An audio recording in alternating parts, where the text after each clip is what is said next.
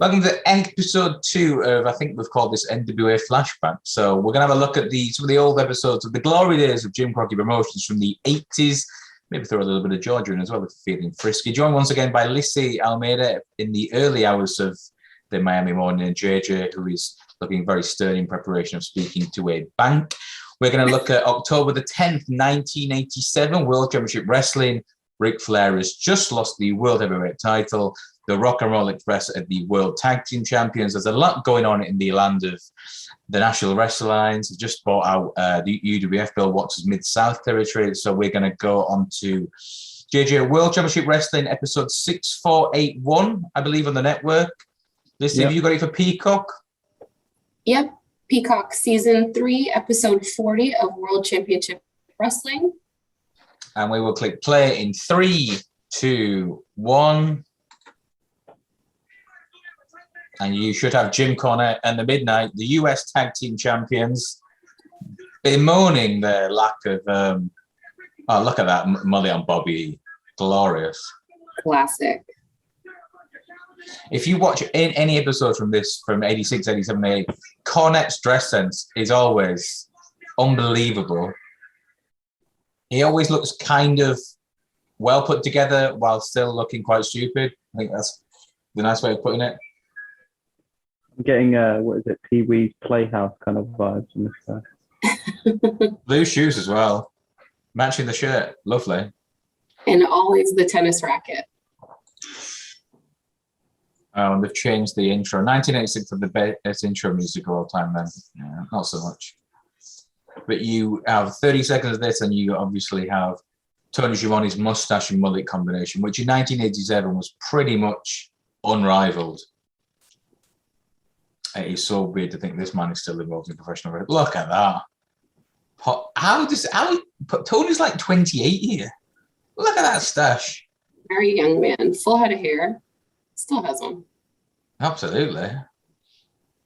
And David Crockett, who was welcomed back by AEW when they came to Charlotte a couple of months ago. Good to see him back involved with wrestling. He says it's a really hard story. He says he can't really watch it anymore because it's just, him and his brother Jimmy, and they inherited the promotion from their father, Jim Crockett Sr. And then David was involved at WCW, kind of booking all the different arenas, the rings, making sure all the, I suppose, logistics were all right for WCW. And he said since they went out of business, it's just a bit of a sore spot, I suppose. So what's the? I suppose if your ex used to play the violin, you still went over every time you see one. Oh. I do, but look at Lex here. The total package, Lex Luger, who is, as Flair would call him, you big Greek Adonis. That physique is still just wow. So what's the big thing on this episode, Jack, that we're looking forward to? Is it a Ric Flair promo? It's Flair, yeah. It's Flair, and it's weird. So I've just clipped a promo of 10 years ago today where he goes mental in Minneapolis on Nitro. It's weird that even when the decades go on, it's still Flair going mental on TV, which sells tickets. But Terry Taylor and Nikita are about to unify the World Television titles from Mid-South and Jim Crockett Promotions. Like I said, they've just bought out the UWF, and the idea was to kind of have, it's a bit like when WWE did the brand split, have two different companies and then come together with super shows and work kind of simultaneously. But, egos get in the way and that doesn't always work. So it's kind of teething problems, I think, is the best way of putting it. But we'll have Arn and Tully on here. The Rock and Roll of the Midnight feud that's been going on for about 2 years now. Is that Teddy Long? Teddy's still trying to cling on to the hair then. Good man. Oh, wow. And but Flair has just lost the World Heavyweight title to Ronnie Garvin, I think 16 days earlier, maybe 2 weeks earlier in Detroit in a cage match. Flair is obviously, since 1981, up until this point, which is 6 years later. I think Flair had held the belt for all but 9 months, maybe 10 months. Dusty had a run of about 2 weeks during the 86 Bash. Harley had the belt for 6 months between in 83, and then Flair lost the belt to Harley in maybe 81, 82 before winning it back. So it's very strange to not see Ric Flair come out and the bottom third call him the World Heavyweight Champion. And he alludes to that fact. Because, I've got women to answer to, I've got accountants, bank managers, what's happening with you? I can't not be the world champion. And then obviously, as you alluded to in last week's promo, he just puts over the entire promotion in a 3-minute spot while wanting you to pay to see his next match, which would obviously be Ronnie Garvin in a cage at Starrcade in the main event in 87, which was Chicago, the first Starrcade out of Greensboro. Wow. I love how Big power slam. They keep focusing on the women throughout the match. Was that Lex's thing? I mean, obviously it was always his thing, but especially here, big heartthrob. I mean, the brand looks like it does nothing, but it looks amazing when you've got a man of his putting down Luger. God damn it. Such a nasty heel. And the idea was, JJ flashing the bell, the idea of sticking him with the Horsemen was because they saw a lot of potential. I mean, he was wrestling in Florida. He came out of the National Football League. And they thought by just having him around, Arn Anderson, Ric Flair, Tully Blanchard, he'd learn the business and learn the psychology. Never really got it, unfortunately. And he was always able to rely on, being the total package. Yeah, he always had the look, definitely, but The look. The rest, yeah. And they're going to go back to the week previous, which was Terry Taylor, who was before the WWF ruined him, Terry Taylor was a great worker in Mid-South in 84, 85, 86, came to Crockett 87. He was there for about 12 months before going to the WWF in 88. But they were feuding over again. They were going to unify, what I was looking for, the World Television titles. But the problem was everyone just knows him as you were the Red Rooster in WWF, and they put a weird Rooster. And you went around going cock-a-doodle-doo. How was Terry Taylor as a promo? Because the limited stuff that I've seen from him, he seemed like pretty bland, generic, white meat babyface kind of promo. Pretty much, yeah. He was nothing great. He was. Who the hell's that? Eddie Gilbert, Hot Stuff International. Putting the boots to him. This was a stable in Mid-South. So, again, this is kind of what inter-promotion feuding, and this was a big deal to have these guys, I suppose, in the TBS studios. But no, Terry Taylor was positioned as probably upper mid-level babyface. He had a great match with Flair in 85, which I don't know whether I've got it legally because it was on Japanese TV. But he was positioned not like a Dr. Death or a Ted DiBiase or JYD, but he was like the US title level. Am I missing something? Like Terry Taylor's the babyface against the international heel, but they're the ones teaming up and throwing the ref out the ring? Doesn't really. How does that work? They've ran off with the World Television title, haven't they? Which, there you go. I'm not going to tell John Ayres how to run the Universal Wrestling Federation. So this basically, you're in my hand now, boy. And that's the problem. You had Dusty. So they bought UWF because Dusty could then go out and live in Texas and book from that office there. And they'd have Jim Crockett here in Charlotte, North Carolina. Like if you watch a lot of shows in 87, God, that mustache is glorious. They allude to the Wrestling Network, which was their idea was to build the network we're watching this on now before it was even a thing in 87. The idea was if we could get these two promotions, they bought Kansas City as well. So it was kind of everyone against Vince at that point. So they bought Mid-South, they bought Kansas. And the idea was to get them all on ideally on one channel, but they were living the high life and, hemorrhaging money. Right, JJ Dillon's here. Let's try and Let's try and track it. And really, I can understand where he's coming from. I have utmost respect for Jim Cornette. He manages the United States Tag Team Champions. With all due respect to the Horsemen, he felt his men deserved a title shot. He came down pretty heavy personally on Ricky Morton, but then I think Ricky Morton made a real fatal mistake by coming out there and slapping someone like Jim Cornette. It was really unprovoked as far as a physical attack, and I think he was real silly to think that it was going to go unanswered. Of course, I'm talking about Ricky Morton. And we have another piece of videotape because as we were standing in the ring getting ready for that match, as the music came up and the Rock and Roll Express came out of the dressing room, well, things got real interesting.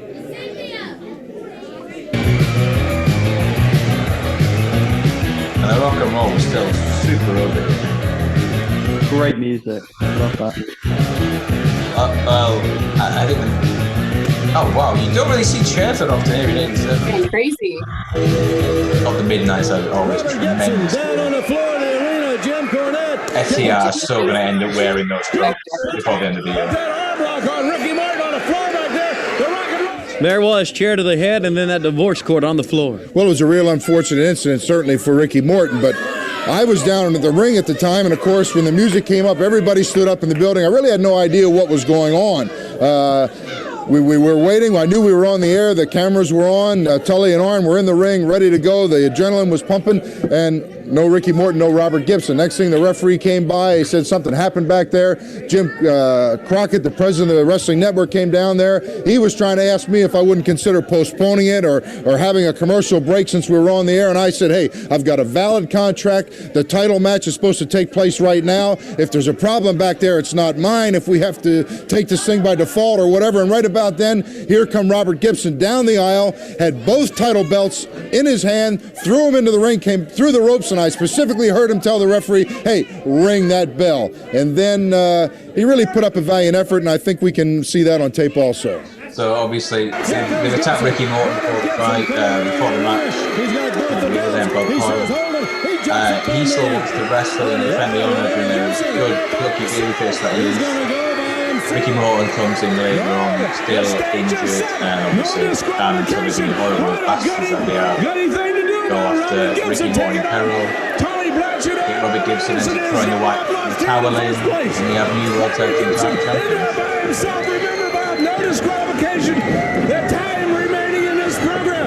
And the 87 when you saw Arn and Tully in the tag team, because previously it was Arn and Ole, so the wrecking crew, obviously Ole out of the way. Flex became a mid-level heel in the United States title. You gotta remember, he's got no partner in the tag. Robert Gibson. Tag team belts are still on the line. What a gutty thing to do for the World Tag Team Champion, Robert Gibson, here on his own. Well, he was trying to go for a quick pin on Tully Blanchard, but Tully made the tag. Big names in the ring. How can one man like this go? By the way, the highlight of my week has been how many made over Block Anderson.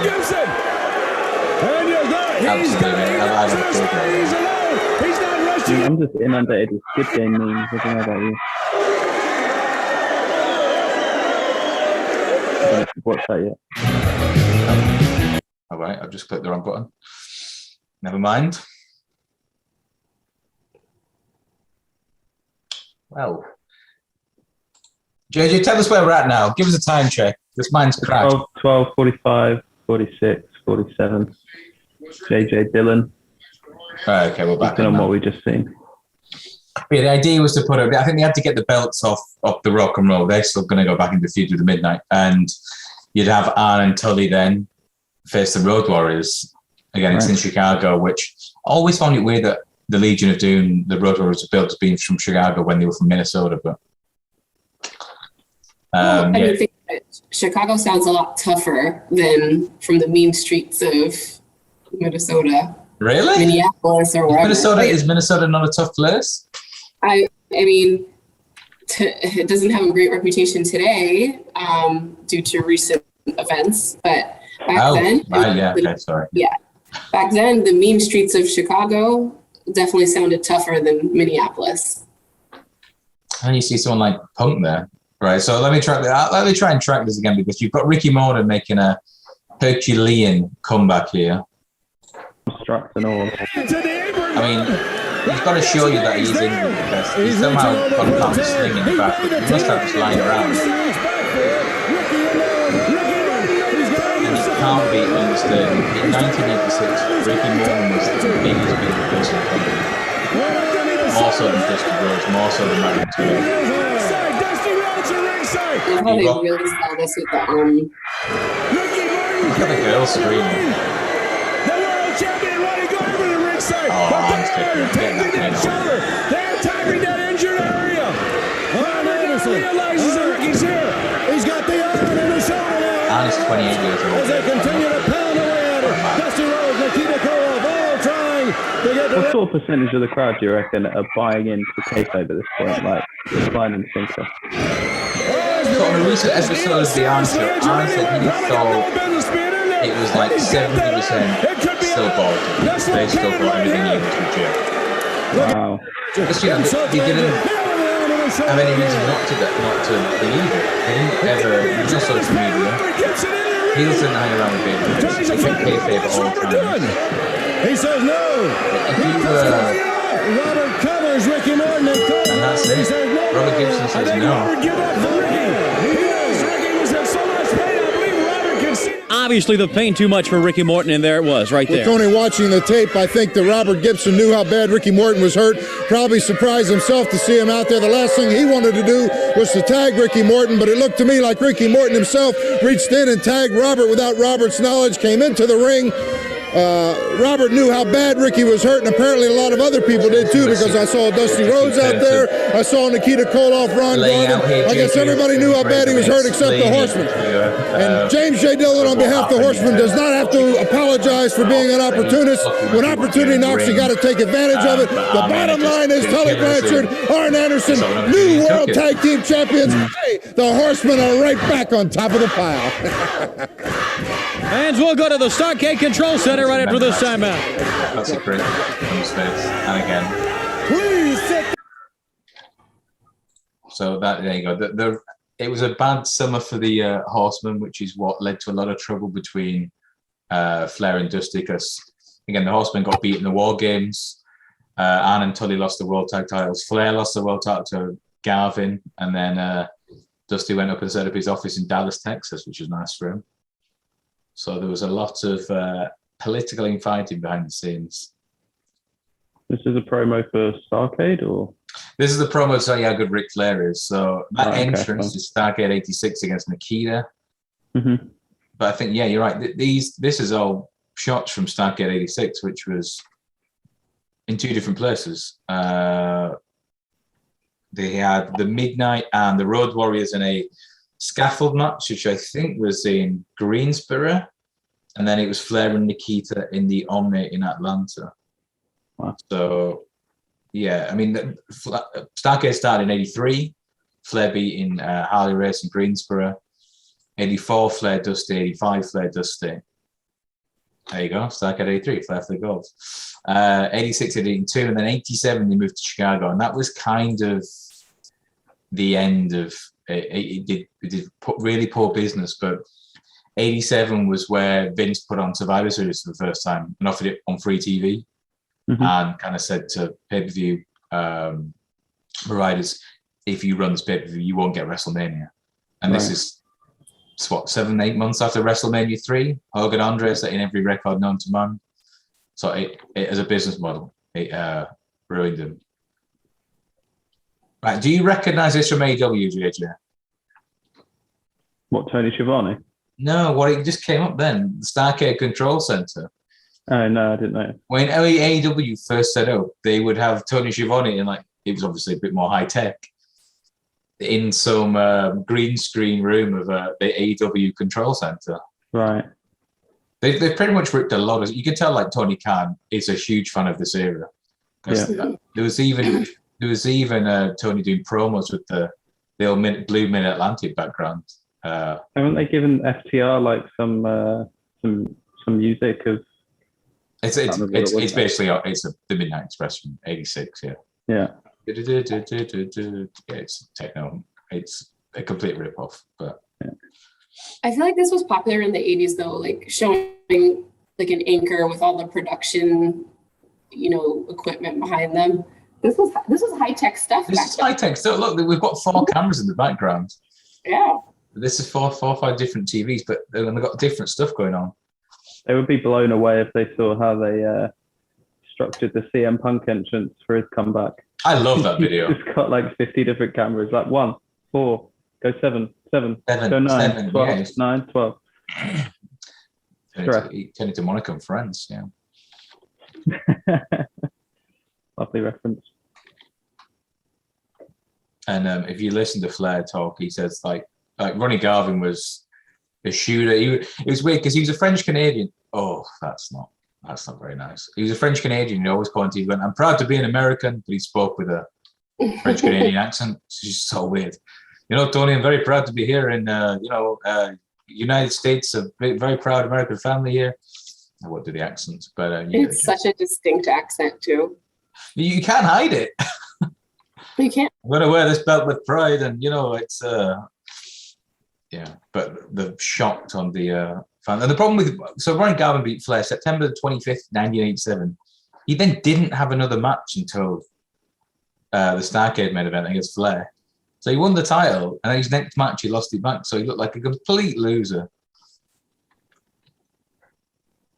And they're announcing that the UWF champion, Dr. Death Steve Williams, will face Barry Windham. And again, at this time in '87, we'll go back and watch a couple of old Barry Windham matches.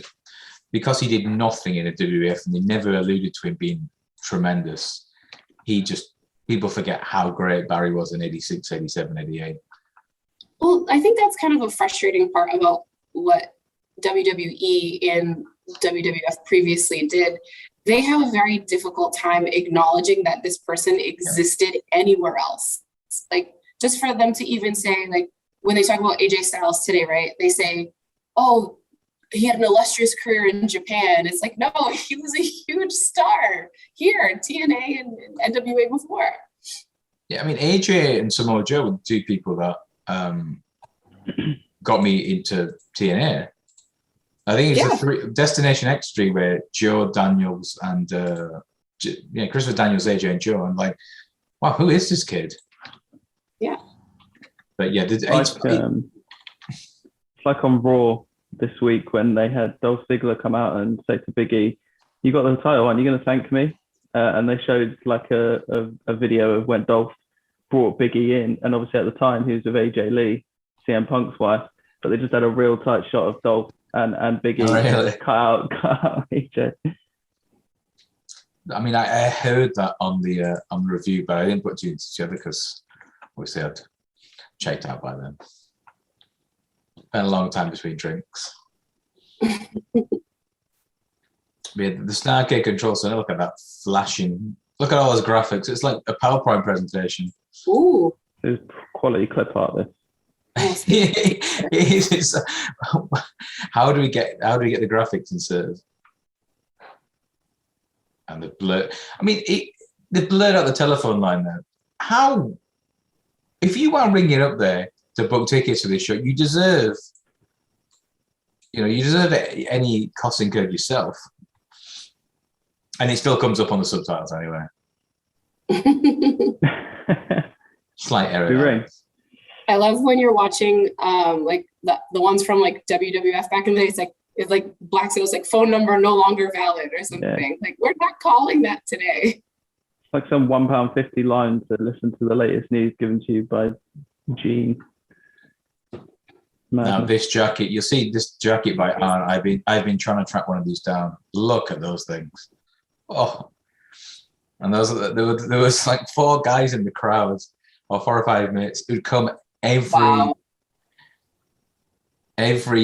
week, dressed up in a fresh suit, and Shade just putting the fire up to the crowd, like wannabe Horsemen. Yeah, but that's cool because doing that got them a little 2-second spot on TV. They got that spot on TV, yes, yeah, exactly. Again, in the 80s, huge deal. They probably went back, told everybody, this is the time we're going to be on.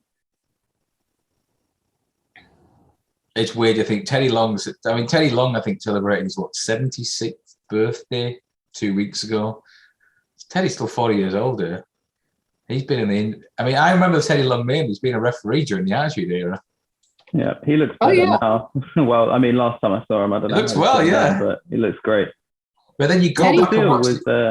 What's the deal with WWF stealing all of these guys' best referees? We've seen Teddy Long this week, Al Hebner last week, and eventually they all went over. Weren't they taking all the good talent too? Referees are included in that. True. I mean, they never pushed the no. So there's a lot of talent that they just didn't push. The referees got to the top of the game.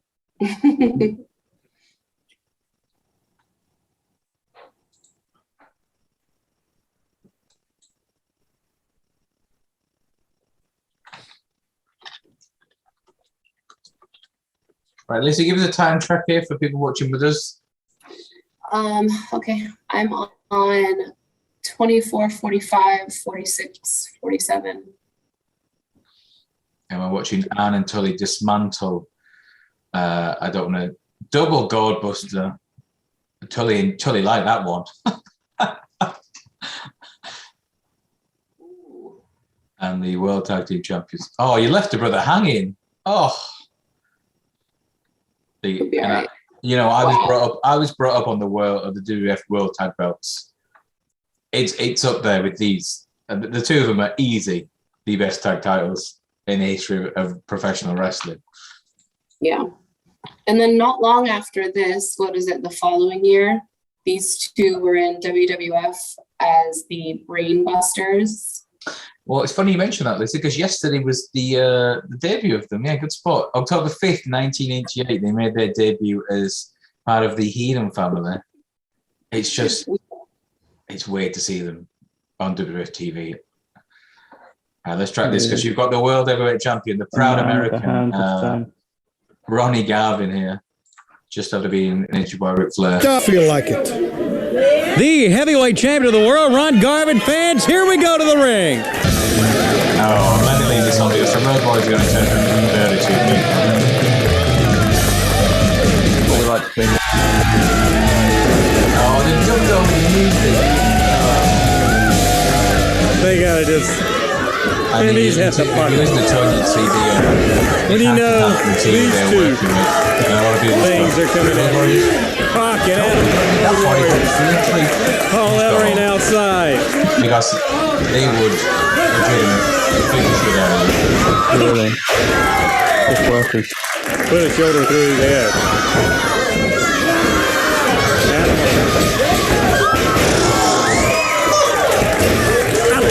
I really like that one. Good night. Whoa. Fine tuned, and you know they're thinking about David, World Tag Team Champion. You're watching that 2043.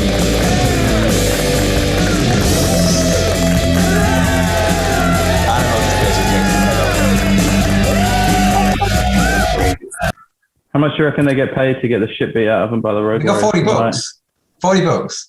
$40. So I said, that's TV time, exposure. Come on, guys. They would get told, like, they'd see who they were working with, and then if you, some of them saw that I'm working in Hawk Animal, and just go home. Yeah. Do you blame it's them? going to cost me more in, doctor's bills afterwards. Well, these two are just kicking the shit out of everybody. This is, if you grew up in the 90s, this paint looks so foreign to you. They hadn't gotten down the red, white, and black yet. No, they were still working on it. Hawk could always have the Animal would always have the spider there. Yeah, and then it kind of developed over time. Mm-hmm.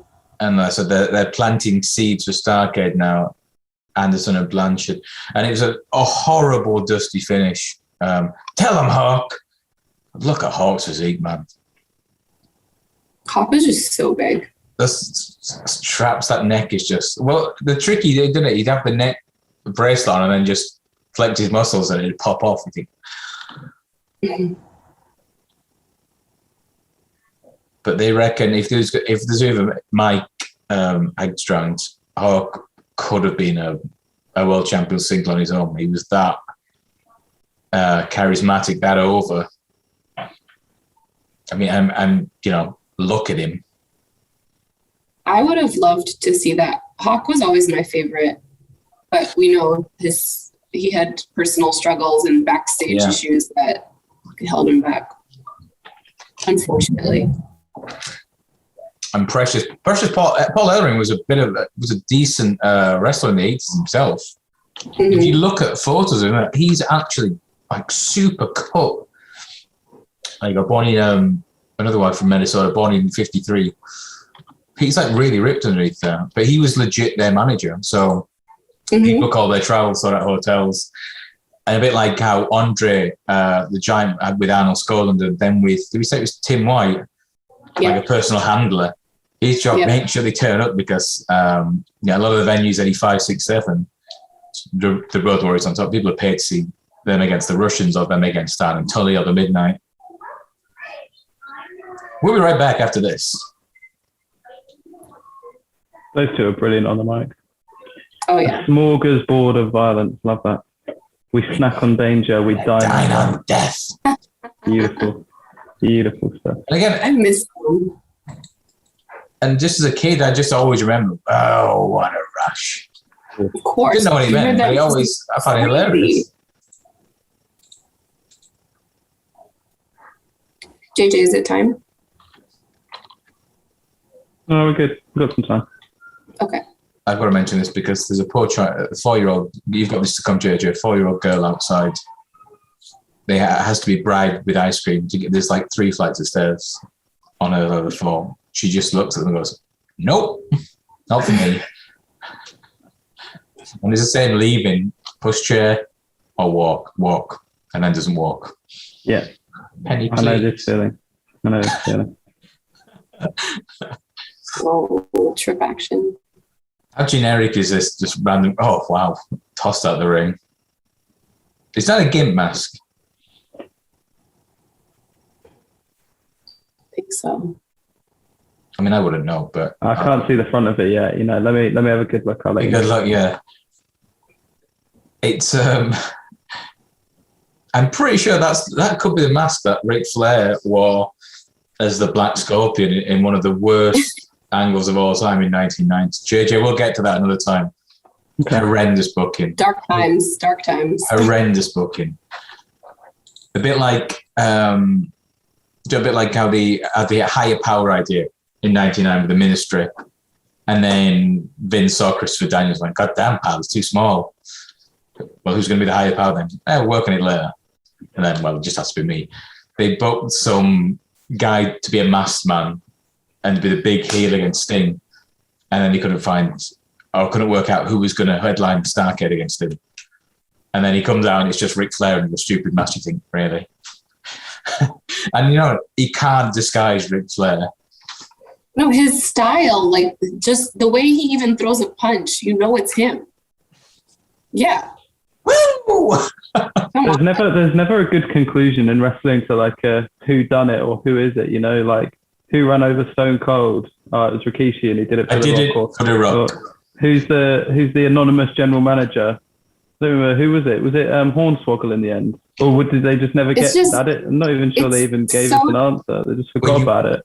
When you mentioned Hornswoggle, do you remember Hornswoggle was Vince McMahon's son, right? Illegitimate child. Yeah, it was only Mr. Kennedy. That was it. Yeah, it was meant to be. Yeah.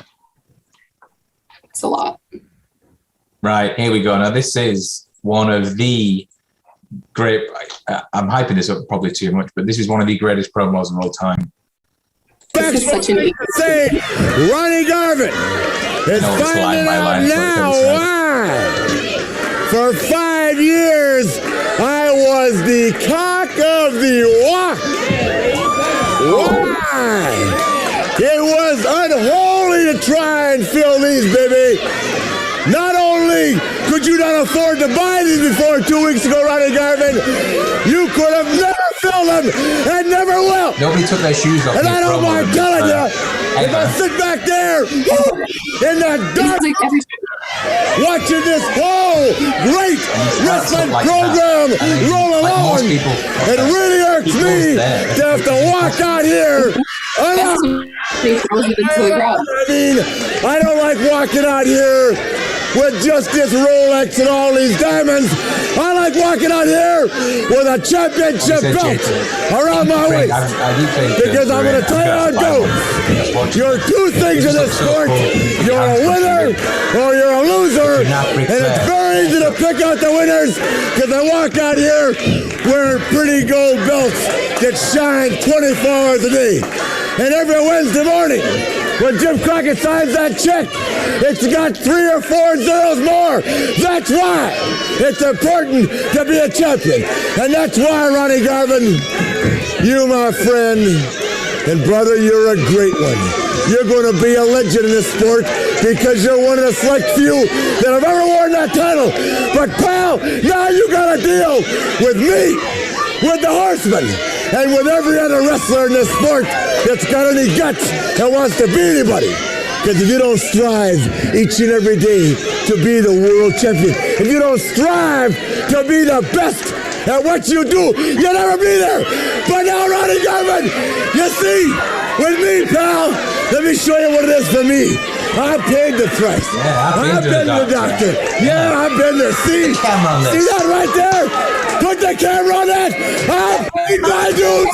I paid my price. And now I'm ready to climb the mountain again. You understand what I mean? They had good cocaine. Honestly, I still really I can tell a lot of girls to get on Space Mountain. It's one thing to get on. It's another thing to ride it. So you pretend now, Garvin, that you're on Space Mountain. And the whole world's watching you. Because that's where you are. And I'm telling you, pal, just like so many good-looking blondes that'll follow by the wayside, you're not going to be there long. Because, pal, pretty soon, I'm going to get off my back. And I'm going to quit enjoying the pleasurable part about this relationship. And I'm going to turn over. And, brother, I'm going to take you home. Garvin, you're going to be mine. The belt will be mine. The world will be mine. Shivani, I'm going to get that belt back. And Ronnie Garvin, I will stop at nothing in this entire world. Just shut up. Shut up. The Nature Boy, Ric Flair fans, and we're coming back. Don't go away. What a guy. see those guys got 2 appearances already. Amazing. Like, how do you top that?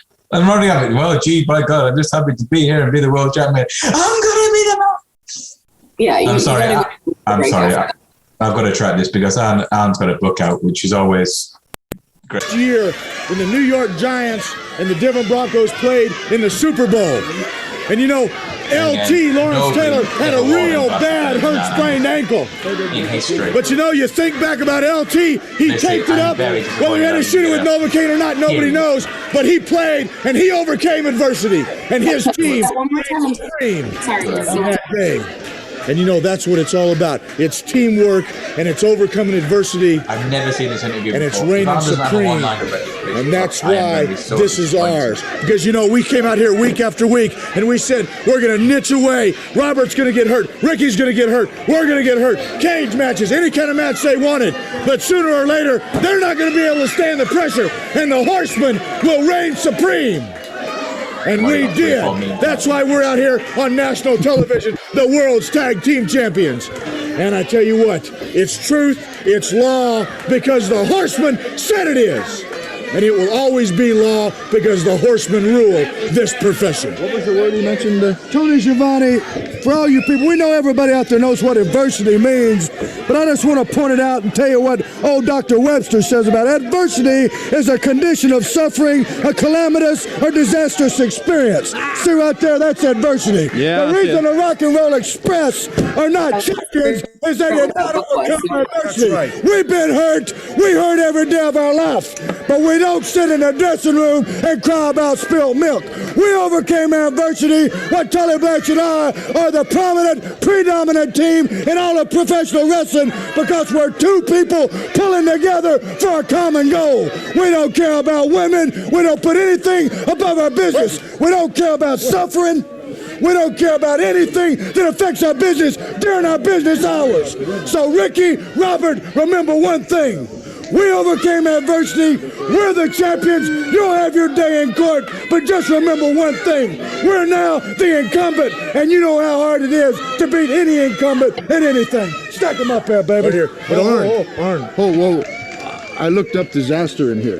Disaster? It says disaster is the Road Warriors losing the shot at the world titles in Chicago. Looks like everything's going the way of the Horsemen. But Arn, don't forget about the party, the victory party we had. Don't talk about not worrying about the women. I'm talking strictly business hours. Let's go to the ring. We've got Uncle Ivan Koloff here, the Russian Bear. I think he actually beat Bruno Sammartino for the title back in the day.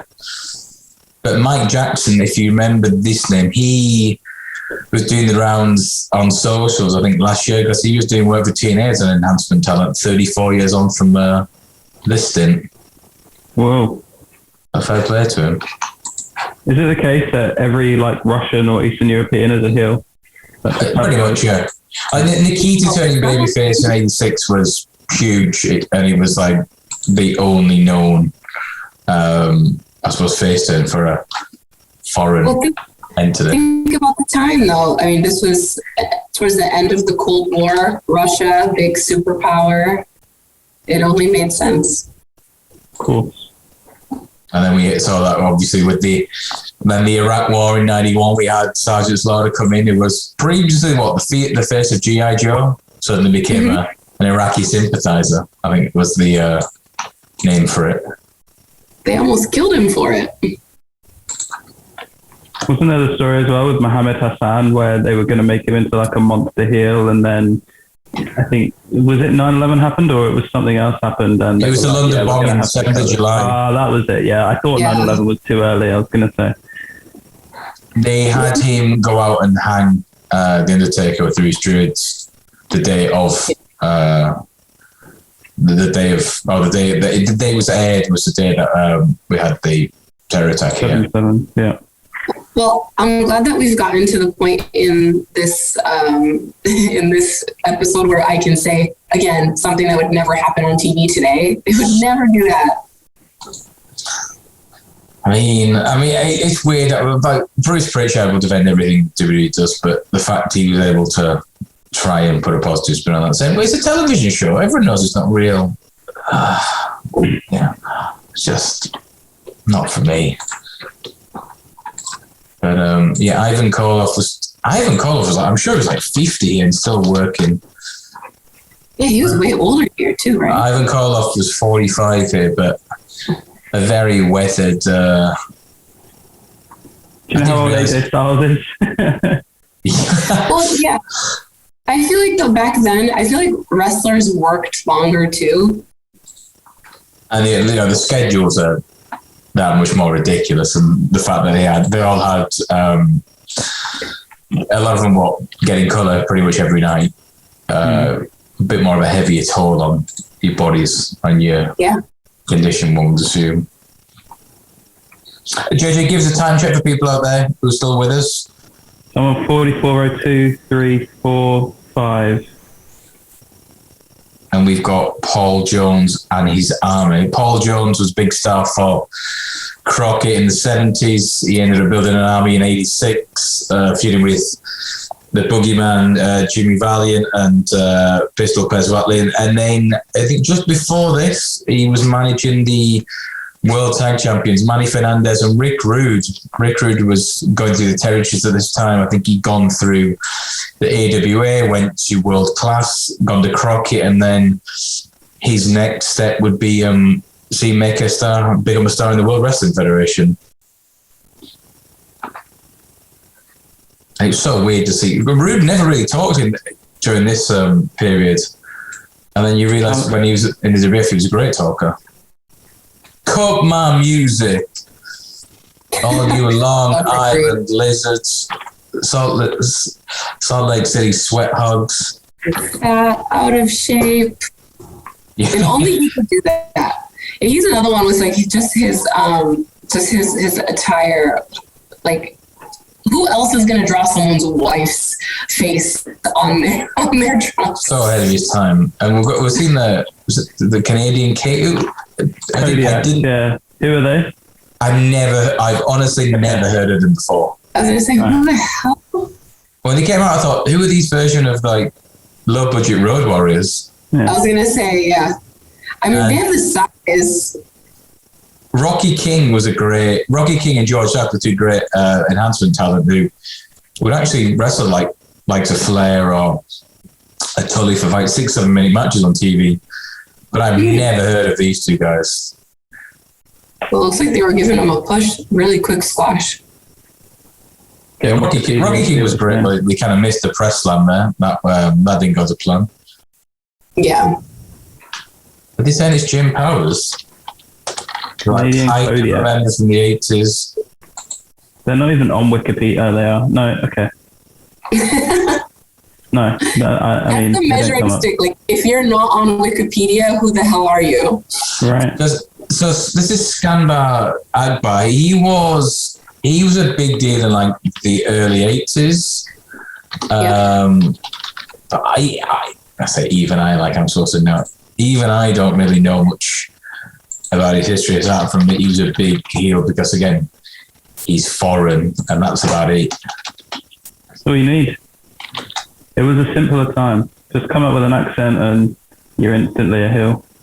Well, you guys have to remember, okay, here comes the Americanisms. We're coming off of the heels of, a lot of drama with Iran.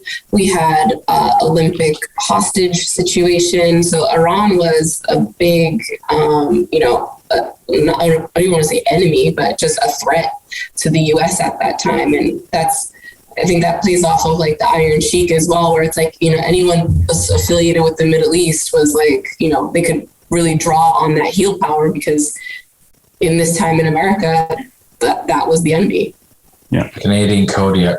Honestly, never heard of them, which is phenomenal. But I mean, Skandar Akbar, born at Jimmy Saeed Weber in Vernon, Texas. Brilliant stuff. It's a bit like people forget the Von Erichs were beloved in Texas. Fritz Von Erich, who was the patriarch of the Von Erich family, he played a Nazi in Texas in the 50s and 60s. Again, wouldn't get away with that in these days. Would not. I mean, but that was his big thing, right?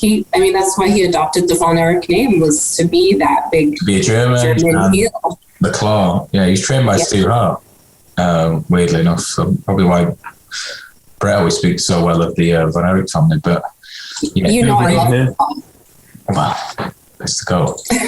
Most people who have this like Muhammad Hassan was, I'm pretty sure he was actually wasn't really of a Middle Eastern descent either. Really? If he was at least born here, I believe. Yeah, he was definitely born in America. Yeah. He is now an American school principal. Shut up. Just for that player, we're going to go one-on-one with The Undertaker. Mark Julian Capani out of Syracuse, New York. Syracuse, right, okay. Which is... No. I always think that's so funny because obviously kids in school now, they wouldn't know who he is if they're not like very well read off of, that time in wrestling. But just imagine being like, oh, I was a professional wrestler for X amount of years. Now I'm a school teacher, principal. It's a little cool. I mean, would he want to say that? They go on the network and find him like hanging the Undertaker. Right? They're like, oh my God. Actually, that's a good point. We've got in the ring, we're missing Kevin Sullivan, who'd gone through the terror. Speaking of terrorists, going through pretty much throughout the 80s. He was huge in Florida. He'd feuded with Dusty for years and years. He'd done bits in Continental. I think he'd been in World Class. But Lissy, humour me for a moment. Let us all know how Kevin Sullivan talks. Well, Kevin Sullivan's from Boston, so he has a little bit of a big draw in the Boston accent. Yeah. His shoot interviews are brilliant. I love to hear his part. I love listening to him talk. Dusty Rhodes, when I get my hands on yous. Okay, that was a little extended. Kevin also. That was like the movie version of a Boston accent that you just did. They really do it up. It's like when you get someone from Yorkshire in any form of TV. No, then, lad, I've got to talk like this because that's how we are talking Yorkshire. Not really. Yeah. But Kevin obviously married Nancy Sullivan and brought her into the business. And, Yes. Smart move. I love. She was the fallen angel before Christopher Daniels was. Mm-hmm. The original Fallen Angel. The original fallen Christopher angel. Daniels making a comeback. Yeah. Yeah, what's that about? I saw the piece on Being the Elite. Was it Being the Elite or was it on TNA last week? Yeah, I think. Yeah. It was Being the Elite. He was the first time in the Impact Zone in 7 years? 7 years. Right, let me track this just so I can indulge in Kevin Sullivan's accent.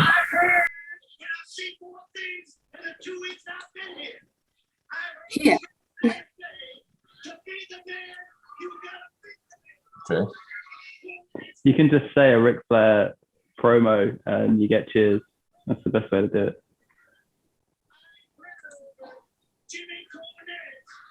And you have to, it's almost like a mandate in this era. You have to have dyed blonde, preferably long hair Oh in my this God, era. everyone, bleach blonde. Why? Peroxide sales in absolute clover in 87. I think Kevin Sullivan just spent, I know he's Continental Champion around this time last year. Again, around that in Florida, but he's good friends with Dusty, so get him a job up here. Isn't that the name of the game? You help your people. It's not what you know, it's who you know, absolutely. We know this very well.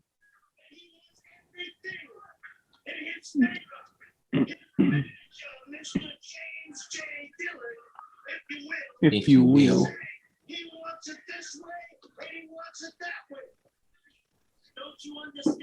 Understand.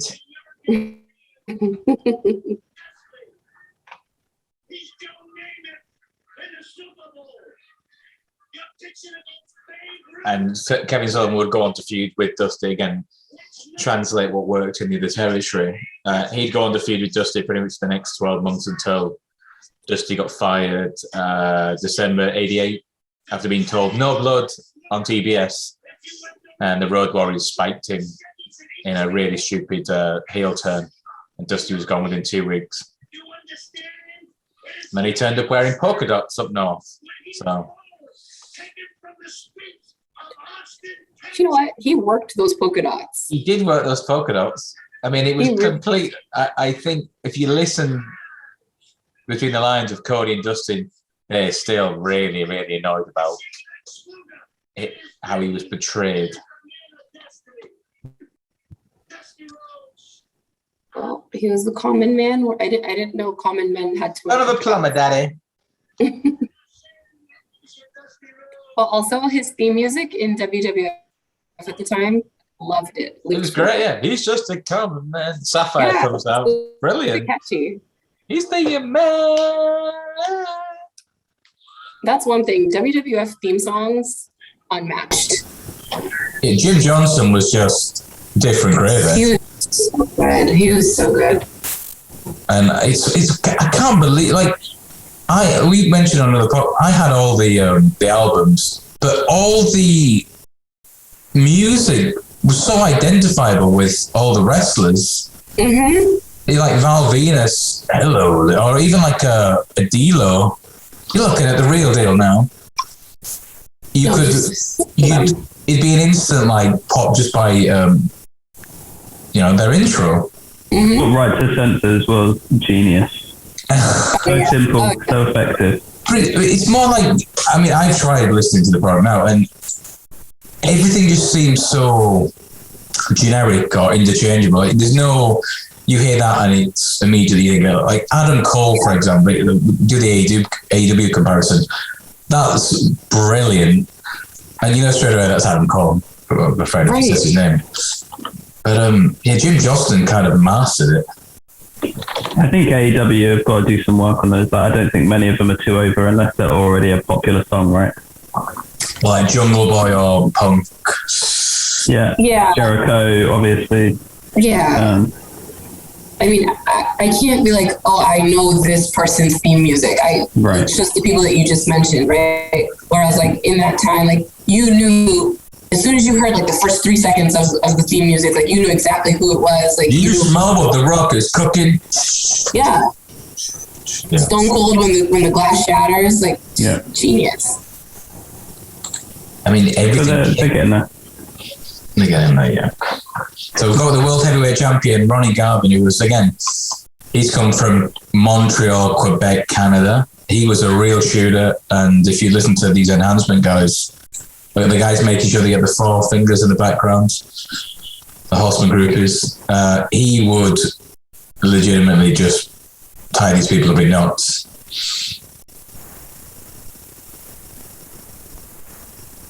And he was snug to say the least.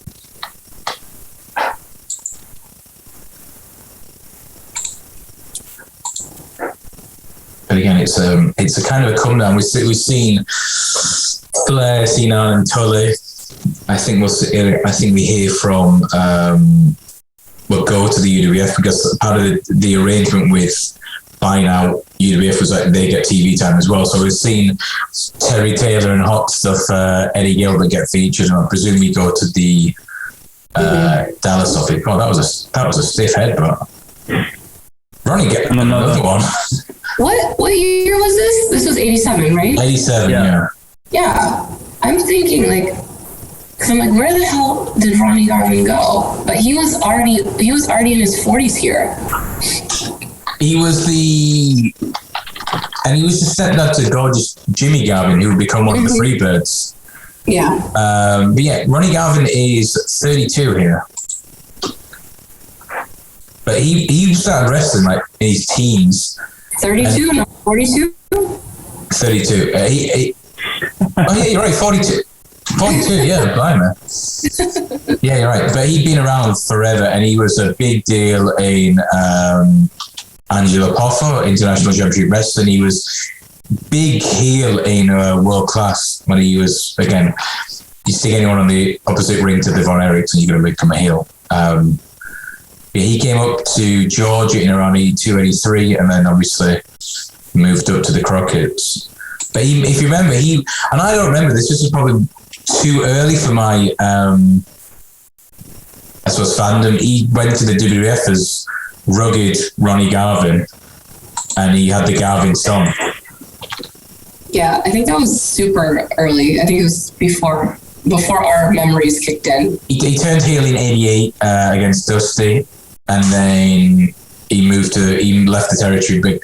Because he's made to look a bit stupid. You think he's a world champion, you beat Ric Flair, and then you lose it in your first defense. But in the week running, you've got Ric Flair screaming on TV for 4 or 5 minutes saying, I'm going to beat everything because I'm the man. And then he does it. Like, oh, you just made your number one babyface look a bit stupid now. So he didn't really have anywhere to go. And I'm pretty sure he was babyface is a book's weird to me here. Like. What's that, JJ? The same babyface is a book's weird to me in this show. Like, double teaming people. Like, this guy's battering this guy to the ground. It's like, I don't know. It's not the modern style babyfaces. I guess they're kind of more about the promos than necessarily the in-ring work. But at this point, and that was kind of fun because we'd see the sheep herders. They'd just come in from, I think they're in the AWA. But again, if people like us who were brought up with the Bushwhackers, is that Johnny Ace?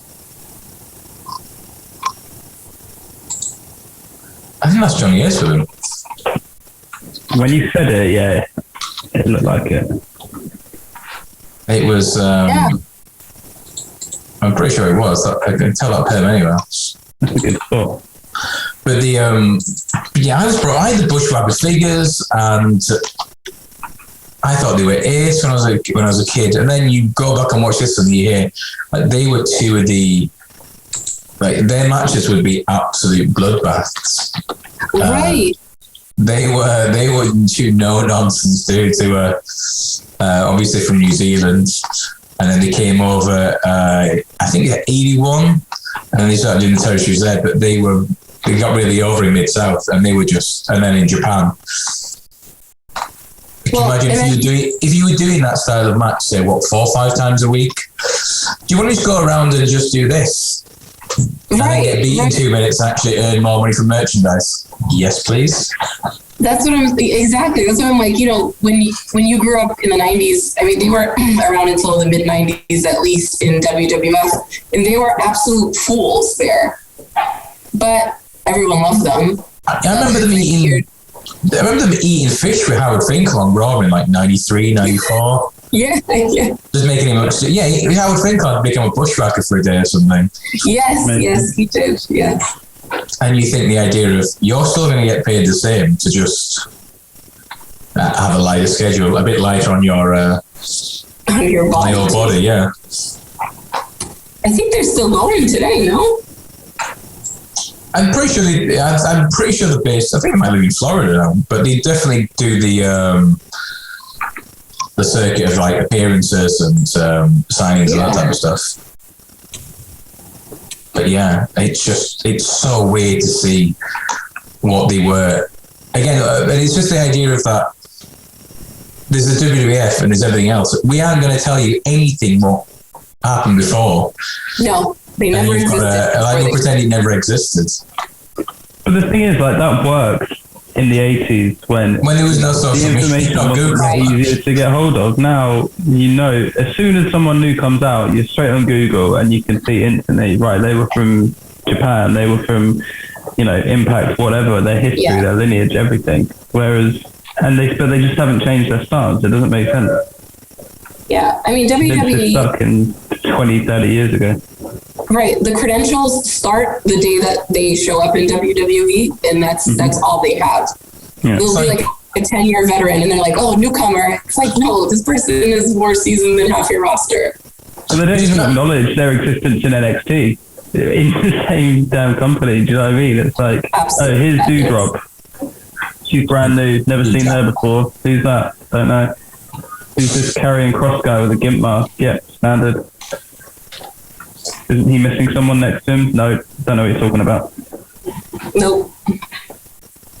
Which is crazy. Again, it's almost like, do you think Vince is, I don't want to say he's got like an illness, but do you think he's gone a bit, we've all got elderly relatives, you think, oh, grandma doesn't remember stuff anymore. That's cute. Vince has just gone back to 1988 and thought, find some gimmicks, get these big guys. Like, how could you not call, I don't know the name to be called, but the Steiner boy, he looks like Jim Cornette said, he looks like a Steiner. He talks like a Steiner. God damn it, look at him. He's a Steiner. The man is money.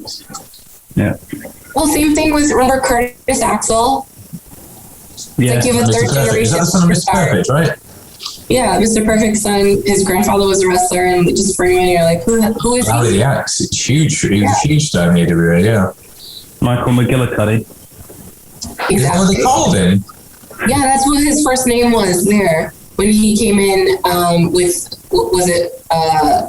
Their first iteration of NXT. 2, I think. Yeah. Is he the guy who went and cut a promo in the middle of the ring and said the same thing like 15 times? On the original NXT? Yeah, that rings a bell. It was a dumb show, wasn't it? It was just like, right, I mean, it was shoot, like they would go out there and Matt Striker would be like, right, do a promo on hairbands. You're on live TV for the first time in your life and you've got to start talking in front of millions of people and you just, your brain just goes, right? It's not easy.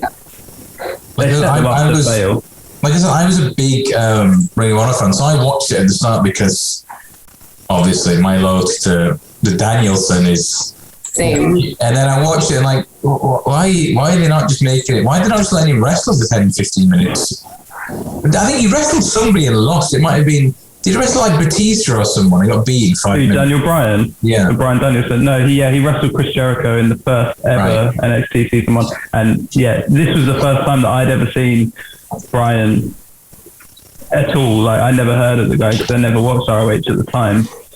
And like, was immediately in love with him. He was teamed up with The Miz, right? And you had Michael Cole on commentary, like, what a nerd this guy is. He's scrawny, he's a vegan, he's never going to do anything, get anywhere. Yeah, that's what I'm watching. Why you like keep giving one of your own employees and making him like a complete and utter knobhead? It worked though, because everyone hated Michael Cole. The plan was for them to get Daniel Bryan over in one night, and it worked because someone like me who'd never seen him in their life was like, I love this guy. Well, and like he got on a show with Jericho, and you were just like, wow, this guy's class. It's similar to like how Kevin Owens debuted against Cena, right? Like go close with this superstar. They become a star. Well, that is how you get people over. Once somebody wins, somebody gets over, someone gets over. I can't believe, like, Johnny Hayes, what is going on? Why is he wearing the Union Jack? It's just to emphasize the New Zealand influence. Yes, it has to be. Glorious stash shades combo. Can you believe this is the man who's head of talent relations at the WWE now? Yeah, it makes sense to me. Yes. I absolutely can. That explains a lot of things. Tony's so low-key good in all these, because whenever he's a heel talker, he's very subtle with the just a little head shake or a grimace. He just stands back, holds the mic. We're coming right back after this. Unlike today, when as soon as MJF walks on, he just like absolutely hates the guy. It's only MJF he does it for, doesn't he? I know, yeah. He's such the biggest heel in the company. Damn it. He hates him. But it's great. You get a little bit of it with Adam Cole now, but that's because of the great storyline stuff. Yeah. That is going to end up playing out really well, I think, as well. I think it's how they get Britt as a heel, right? She like turns her back on Shivani or something, beats him down in the ring, and then Adam Cole comes in and just destroys him. I mean, if they actually want to turn Britt heel properly. But she's not a face either. No, I know, but she's supposed to be a heel and she gets face reactions. If you want to change that, and maybe that's the way to do it. But Adam Cole's the same, right? He's a heel that gets face reactions. Like the biggest reaction on the Rampage from New York was just for the Adam Cole baby. Adam Cole baby. I mean, it's so a thing to shout. Yeah. This is the difference between MJF and some of the other heels. It's like MJF never gets involved with any of this sing-along stuff. Like, if he ever gets to a position where they're going to start doing it, he cuts it off like so quickly. He just doesn't. Cut my music. It's the biggest heel. Do you think he went over the line last week when he said like Darby was dressed like a? He just like. I enjoyed it. All right. But he's always teetering the line, though. That's his lane. Dressed like a school shooter, like. Oh, that was. Oh, I thought you were talking about, about his uncle and stuff like that. I mean, the entire program was all quite on the edge when he said, like, your uncle was the wrong person died, but he was more like looking like someone who's going to go become a school shooter. I'm like, that's a bit. But I liked the way it fed into Darby's reaction, and yeah, you're not going to break me. You say all you want, man. Yeah. And especially in the US right now, that's such a sensitive topic. That's what I mean. Like, I'm not super sensitive. Like, I can look at it and be like, okay, I know this is wrestling or whatever, but if a kid is watching that and the mom hears it, they're probably going to be like, it's time to change the channel. Yeah, you're not watching this anymore. Yeah. Is this our main event for the night? We've got about 13 minutes left. I'd be very surprised if this match went 30 minutes. This is the Warlords. Warlord. Yeah, who I remember again. He used to be managed by Baby Doll, I think, the year previous, but God, look at the size of him. No wonder he was in the WWF pretty much soon after this. Yeah. I loved him with the Barbarian as the Powers of Pain, though. I was just going to say, yeah. Singles, I don't remember him as being a great singles competitor. Obviously, he was a big guy. He had the look, but him and the Barbarian were very over as a tag team. Well, they had a big feud with the Road Warriors in '88. Mm-hmm. They did a bench press challenge because obviously look at the size of all four of them, and one of them ended up. I think they threw weight in it a bit. It set off a massive angle between the two teams. But when the Powers of Pain goes to the WWF, you just think they look like a low budget Road Warriors. But again, he was working out in a gym, and he bumped into Hawk, and I think they trained up pretty much soon after. It was a very copy and paste style that they have. Punch, kick, a couple of big power moves. But just look, big boom, didn't miss that. I'm pretty sure, didn't he come back in WCW in the 90s? I think he did. There you go. He came back as a tag team with called the Super Assassins, managed by Colonel Robert Parker. Perfect. He had a 2-year deal with WCW. Honestly, you think how big their salary bill was in like 96, 97. Honestly, that's the place to be. I would want to be on the road with getting stiffed by other promoters. We're not going to say. Get that regular check, baby.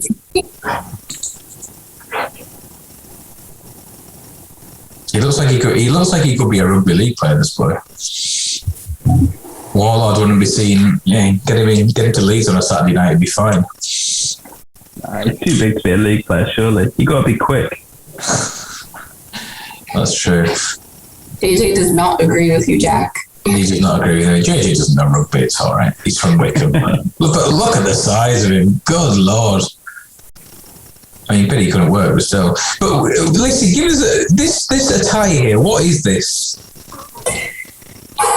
Okay, so this is very southern, cowboyish sort of attire. He has the whip in that Colonel style too, almost KFC-esque.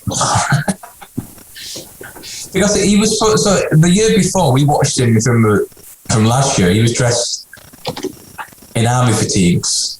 He was sat in his own army, and then we've come back a year later, and he's dressed in what do you call it? Like a ruffled collared shirt and cowboy hat, sparkly jacket. This is very 80s cowboy. Okay. But a cowboy's not good. Like I'm thinking going back to my childhood, cowboys and Indians. Like cowboys are the good guys. No. So this could be like Wild West style, like outlaw. Right. I mean, there's still 9 minutes on the show, so you said JJ. I'm trying to work out. We've not seen Dusty. We've not seen any DWF. Look at the chest of the Warlord. He's just so massive. He must eat. How many calories do you think he consumes a day together? I work out twice a day, 5,000 calories. I was watching one of his interviews. I think it was like a interview that he had done a few years back, and he was just like, when I was on the road, it was just so hard to find food. Like, you just have to eat anything that you can, because just to be able to maintain his size. He was saying he didn't have like a proper diet. He wasn't trying to like eat lean or anything. He would just eat everything that was available so that he could work out and keep his size. And so that's where the money was, right? In that day and age, just be as big as possible. Oh yeah, be a big bulky guy. Like you just be big. You didn't have to be like super shredded either. Just have a bit of mass. Yeah, I don't think abs were in fashion back then. Not yet. No, that's why I remember Rick Rude quite fondly, because that look wasn't. I suppose it wasn't that common. Right. He was just so. Rick Rude was not a small man, but just very chiseled. Very chiseled.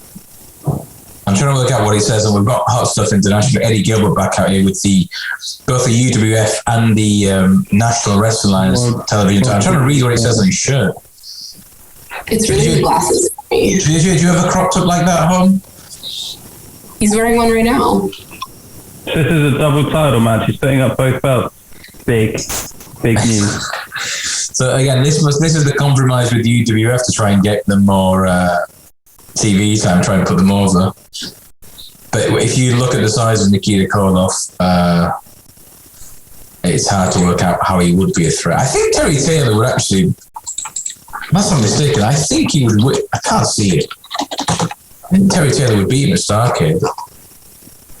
I could be making that completely up. No, Taylor would lose the match and lose the promotion shortly afterwards. There you go. He went and spent 6 months in World Class and then went to WF. How would you take the Red Rooster? He must have left under such a shadow here. Yeah. I mean, when I was little, I remember him in WWF, not as the Red Rooster, because that was kind of before my time, but he was actually my older sister's favorite wrestler as the Red Rooster. Really? But I also think it's because he's strikingly handsome, so I think that helps. I presume, well, those are some very fuchsia tights on Eddie Gilbert. Very. Imagine he's got that. So who wore it better, Billy Gunn or Eddie Gilbert? Billy Gunn. Wow.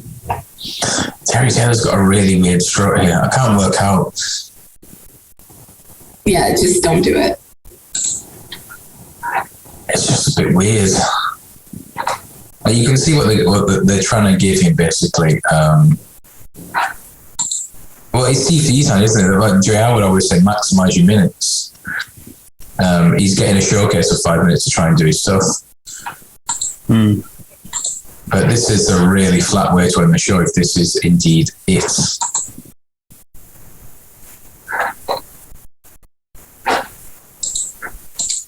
How far are we from Starrcade at this point? Can't be long, right? A month or so? I think 6 weeks. I think, right, off the top of my head, I'd say November 20. It was always Thanksgiving Day. Yeah.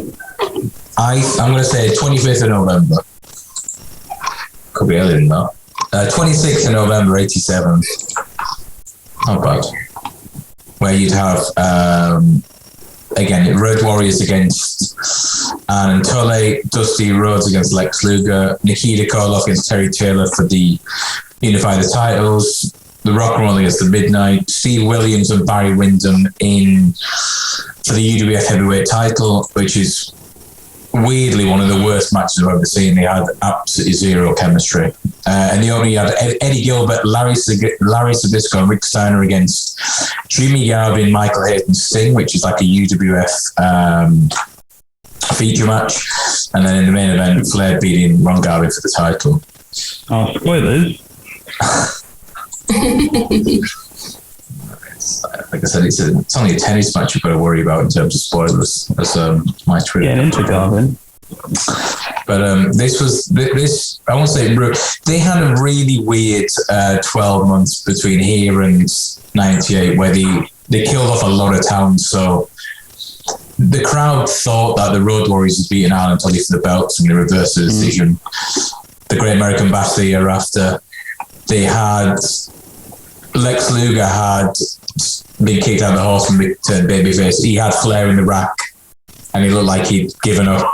Again, big crowd got nuts, and then they announced that they stopped the match for blood, excessive blood, and like Flair's the one who's like bladed and is bleeding everywhere. Lex has got a small cut here, so they never did really any good business in Baltimore afterwards.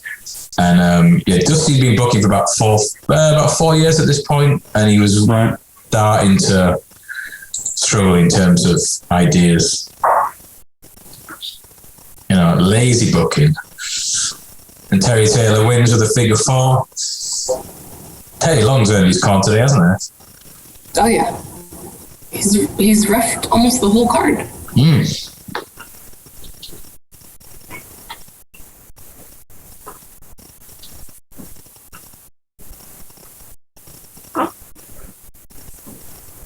3 or 4 on. That's all she wrote. Yeah, the idea was to get these guys over so that you could bring them in and have a decent feud. We're going to finish with the Horsemen. Flair's doing double duty, so I'm sorry, but this needs to be trapped.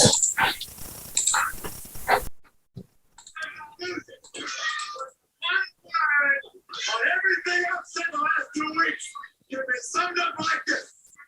We are wrestling's elite. Look at Arn. Just looks phenomenal. Look at him. No shirt on. He doesn't need a shirt. Everyone's all well dressed. Nobody could put over the entire promotion than the Nature Boy. We all jump on the bandwagon and make sure that the recovery period is short. So, the bottom line is, J.J. Dillon has got the biggest ranch in the world. And in the ranch, he's got 4 stud roosters. Stud. And I'll guarantee you one thing.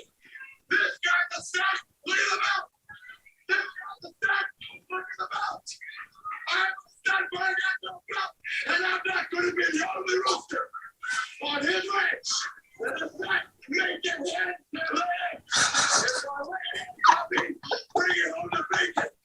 I'm surprised he didn't say cock. It was TBS. It was 6:05. It was before the watershed. You couldn't say anything like that.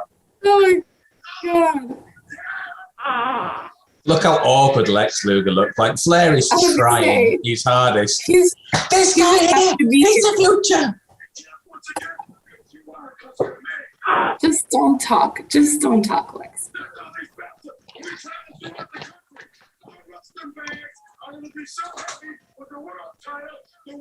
Oh. And the baggage claimers, double.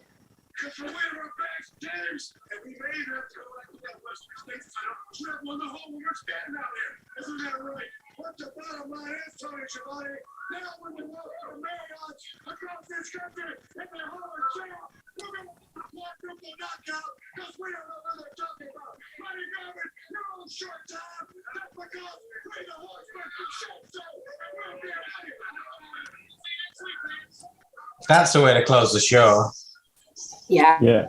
You said it might be a flat finish. Ric Flair made sure it wouldn't be. Well, Flair and the Horsemen. I mean, if it wasn't for Flair and the thing is, with me again, growing up again watching Business WCW, I thought Arn Anderson was really boring. Watching in 96, 97, like, yeah. You go back and watch, you think, if Double A says he's going to kill you, I believe him wholeheartedly. Like, and he immediately puts Ronnie Garvin, right, as a collective, we're coming after you because you have the world title. So they put over the belts they have, and then that's at an even higher notch. It's just like, how can you not watch that and have a chuckle? I'm not going to be the only rooster in Jim Dillon's ranch not laying eggs. Tremendous. JJ, what do you make of 1987? I enjoyed it. It was a step down, I thought, from what we covered last week back in 1986. But you did tell me that was the best year in wrestling ever, so it is. I'm not surprised. You can see the difference in quality between the top of the card and, the sort of mid card and stuff. Whereas I felt like before there was like really good promos like throughout, whether it was the tag team division or elsewhere. So, no matter who was talking, the majority of people had fire and they were getting you excited about what was coming. Whereas here it was almost like, when's Flair back? Yeah, we saw the sheepherders come in. They're new to the territory. The Canadian whiz kids, whatever they're called, and you've got the Warlord, and they're trying to affect you. I mean, they're trying to get more people over, I think, and using the established stars to kind of use that as a core throughout the show. Lissy, what do you reckon? How do you compare to the one we saw from last week in '86? Yeah, I mean, this is definitely a little bit further. I feel like I liked last week's episode that we watched a little bit better, but maybe it's just there was a lot more wrestling on this card though. I think last episode we watched, everything was super quick, very, 1-2 minute matches. We saw better quality wrestling on this particular program. I think I like the way that they closed it out with a promo too. I think we see that a lot today too, where they end it promo in the ring style, and especially if there's kind of a last match that you're just like, okay, who cares what happened? And it just shows at this time that Ric Flair didn't really need the belt too. I know that there's certain people that I always stress they didn't need the belt. Of course, Ric had it for a long time, but at the same time, he was just so good and he could just talk. And Ronnie Garvin didn't have to do a lot for Ric to have that same rivalry with him. And I feel like Ric carried that rivalry, especially at this time. Yeah, I mean, look at the promo. You got a 2-minute promo from Ronnie Garvin, a 5-minute match. But for me, the memorable things there, the Flair promo, the Ann and Tully promo, the Four Horsemen promo at the end, and then the Road Warriors 2-minute squash. And it's the heels that, sell and the problem is, and in this era, the baby faces that go over pretty much all the house shows, and it's the heels have to get their heat back on TV, provided you can come on TV with a reasonable excuse why you lost, or yeah, you got lucky, or I'm going to get you back. It kept things going. So, and to your point there, but Flair didn't need the belt, but with him as champion, he carried the company. So it's a bit like, so in modern times, it's a bit like Cena's WWE champion. He didn't need it, but he kind of elevates him and the company as in a synergetic move almost. But I mean, I think that we'll see in the promos leading up to this. Flair goes completely bananas. We'll see a lot more of it. It'll take on me anyway. Whether people out there agree, we'll have to see. But JJ, you're the man with the Google Docs. Tell us where we're heading next. Let me pull up the spreadsheet. He loves a spreadsheet. Where have I hidden it? Loves a good spreadsheet. So next we've got a Monday Night Raw. Which one was this? 19th of October 98. Something Austin, a man 316 says, I just pissed my pants. There you go. And then we've got Halloween Havoc 96, which I'm very excited for. First time I would have watched the Halloween Havoc the whole way through. And then we've got a couple of World Championship wrestlings from 87 after that. I think we're going to find, I think we'll slip in there one from 85 when it's Flair's first promo after him and the Andersons break Dusty's leg, which was huge heat in the Omni. But we'll see. We've got plenty to go on. Lissy, we apologise for getting you up so early in the morning across the pond. It's okay. I got to wear my new shirt. Boston 316. And you can see Here's Lissy. my reaction to that shirt. And you can see Lissy next week at AEW Dynamite and Rampage. It's Saturday Dynamite, right? Yes, Friday and Saturday. There you go. Go and find Lissy. She'll be carrying a mainly wrestling sign. So go and get a selfie with her. I know. Guys, pleasure as always. Speak to you later in the week. Cheers.